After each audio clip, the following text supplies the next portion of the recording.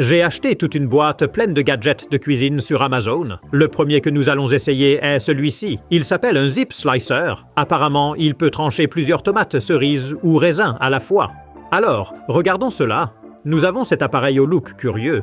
Je ne suis pas vraiment sûr de son fonctionnement. À l'intérieur, il y a une lame qui semble vraiment tranchante. Et cette partie ici est un tube que je pense que nous devons remplir. Et la lame glisse au milieu. Essayons-le. Donc, j'ai ouvert ce plateau de tomates, et je les retire de la grappe, et les insère dans le gadget. Tiens, c'est cool, elle roule dedans. J'ai rempli le mien jusqu'en haut. Regarde ça. Mais tu dois faire attention, car si tu le penches du mauvais côté, tout roule dehors. Alors, ensuite nous devons prendre la lame, la placer au-dessus des tomates, bien la tenir, et pousser. Oh, waouh! Eh bien, ça a traversé cela assez facilement. Regardons, je l'ai vidé sur la planche à découper, et oui, parfait, il les a tous coupés en deux.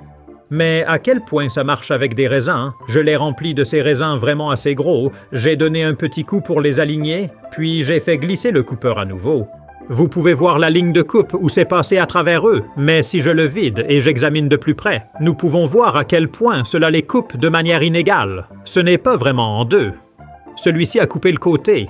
Je pense que c'est parce que le tube a un diamètre assez grand pour accueillir différentes tailles de tomates et de raisins, mais cela signifie que, s'ils ne sont pas parfaitement droits à l'intérieur, la lame ne passera pas par le centre. Donc je vais l'essayer avec ces plus petits raisins pour voir quel résultat nous obtenons. Eh bien oui, quelques très gros morceaux et d'autres tout petits. Ensuite, je veux vous montrer cet appareil. C'est un presse-purée en acier inoxydable. Sortez-le de l'emballage. Et nous avons cet appareil vraiment grand. Soulevez la poignée ici, et je pense que c'est là que nous allons mettre les produits, et ça devrait les presser à travers les trous. Il est livré avec cette petite brosse de nettoyage. Ces choses sont parfois vraiment difficiles à nettoyer, mais nous testerons cela plus tard. Donc, j'ai fait bouillir quelques pommes de terre, je les ai égouttées et laissées refroidir un peu. Ensuite, j'en ai placé quelques-unes à l'intérieur de l'appareil. Poussez la poignée supérieure vers le bas. On voit les pommes de terre à l'intérieur. Je la tiens au-dessus de cette assiette. Ensuite, pressez les poignées ensemble. CA demande pas mal de force, mais vous pouvez voir que ça commence à sortir. Waouh! Regardez ça, ça les pousse à travers. Cela ressemble un peu à de petits morceaux de riz. J'ai utilisé un couteau pour nettoyer les bords, et j'essaie encore une fois. Mais cette fois, je le remplis complètement et je vais le filmer contre ce fond noir, pour que nous puissions vraiment le voir en action. Pressez la poignée et regardez tout sortir. Et quand nous l'ouvrons, il a bien réussi à pousser la plupart à travers. Vous pouvez racler les derniers morceaux et leur donner une autre pression. Hein? Oui, c'est définitivement un peu différent de la purée de pommes de terre. C'est un peu moelleux et je pense que ce sera vraiment bien avec un morceau de beurre dessus et un peu de poivre noir. Mais la pub dit aussi que ça fonctionne avec des choses comme les carottes et de betteraves aussi. Donc j'en fais bouillir une grande quantité et nous verrons comment il fonctionne plus tard. Maintenant, je veux vous montrer ceci, Cream Pit. C'est un appareil à croque-monsieur pour des tranches de pain fines. Ouvrons-le et voyons ce qu'on a. Nous avons ce moule fait de 2 pièces en plastique. Un coup d'œil sur les instructions nous indique comment l'utiliser. L'idée est de simplement mettre notre pain ici avec une garniture et le souder ensemble. Alors j'ai ouvert ce paquet et nous devons en placer une moitié ici et appuyer doucement. Ensuite, ajouter du remplissage. Je mets une tranche de fromage mozzarella, je plie une tranche de jambon et j'ajoute aussi du basilic frais. Ensuite, nous plaçons l'autre moitié, prenons le dessus, l'alignons et appuyons fermement. D'accord, voyons ça, ça sort du moule facilement et ça a l'air bien. Le bord ici n'a pas vraiment été serti, cela l'a juste écrasé sur le bord. Mais si nous regardons de plus près de ce côté, vous pouvez voir que c'est bien ondulé et assez bien serti. Je l'ai secoué un peu pour voir si ça s'ouvrirait ou tomberait en morceaux. Mais non, ça semble très bien. Apparemment, vous pouvez les cuire dans un grille-pain, une poêle ou sous le grill. Je vais en faire un autre rapidement. Pour celui-ci, j'ajoute du fromage et quelques-unes des tomates que nous avons coupées en deux plus tôt. Cette fois, quand je mets le dessus, j'essaie vraiment de le rentrer à l'intérieur du moule. Donc, j'espère que ça ne sortira pas des côtés. Reposez-le dessus, pressez-le, et ça a l'air beaucoup mieux que la dernière fois. Cela ne prend que quelques secondes pour pincer. Ensuite, retirez-le du moule et ça a vraiment l'air bien. Regardez les bords maintenant. Je vais cuire le mien dans la poêle. J'ai d'abord mis un peu d'huile en spray et je les ai placés dedans. Personnellement, je n'aime pas trop l'idée de les cuire dans le grille-pain, au cas où ils fuiraient. Faites-les cuire à feu doux et après quelques minutes, retournez-les pour les réchauffer de l'autre côté aussi. Quelques minutes plus tard, ils sont prêts à servir. Je coupe celui-ci et...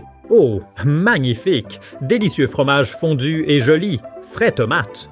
Coupez celui-ci et... Oh oui, regardez ce fromage et jambon. Et avec ce basilic frais pour rehausser le goût, cela fait une combinaison délicieuse. Mais ensuite, je vais essayer de faire une option plus dessert avec du Nutella. Cette fois, j'utilise du pain blanc au lieu du pain complet. Je mets du Nutella au milieu et je vais aussi ajouter quelques guimauves. Mettez-le dessus et scellez-le. Et c'est prêt à cuire. J'en ai fait en fait quelques-uns. Faites-les cuire de la même manière. Puis, après quelques minutes, quand c'est prêt, voyons ce que nous avons. Oh, wow! Regardez ça! Nutella incroyable! Et regardez la couleur des guimauves. Pressez un peu, et ça sent si bon. Ça va être délicieux, mais ensuite je veux vous montrer ça. C'est une passoire réglable à clipser. En fait, c'est un lot de deux. Il y en a une rouge et une verte. Elles sont en silicone, donc elles sont agréables et flexibles. Il y a un clip à chaque extrémité pour l'attacher à une casserole, et on peut la plier au milieu pour l'adapter à différents diamètres. Donc, je sors 3 poêles de taille différentes pour voir comment ça s'adapte. Commence par la plus grande. Et waouh, c'est aussi simple que ça. Ça se clipse juste sur le bord. Et l'idée ici est que ça doit retenir les aliments pendant qu'on égoutte l'eau. Si on essaye avec la taille en dessous, encore une fois, ça s'adapte parfaitement parce que c'est bien flexible. Et ça marche même avec cette poêle plus petite aussi. L'emballage montre en fait que la passoire fonctionne avec des casseroles de 15 cm de diamètre jusqu'à 28 cm. Vous pouvez également la clipser sur des poêles ou sur ce petit wok aussi. Et une fois fixée, elle semble vraiment solide. La seule fois où j'ai trouvé que ça ne fonctionnait pas, c'est si votre casserole a un bord comme celui-ci. C'est tout simplement trop large pour les clips, donc nous ne pouvons pas la fixer. Mais ce que j'aime bien, c'est sa petite taille si on le compare à une passoire ordinaire. C'est juste une fraction de la taille, ce qui la rend très facile à ranger. On peut simplement la mettre dans un tiroir, mais essayons-la. J'ai cuit une grande quantité de pâte, puis j'ai ajusté la passoire, et je l'ai emmenée à l'évier. Commencez à la pencher lentement.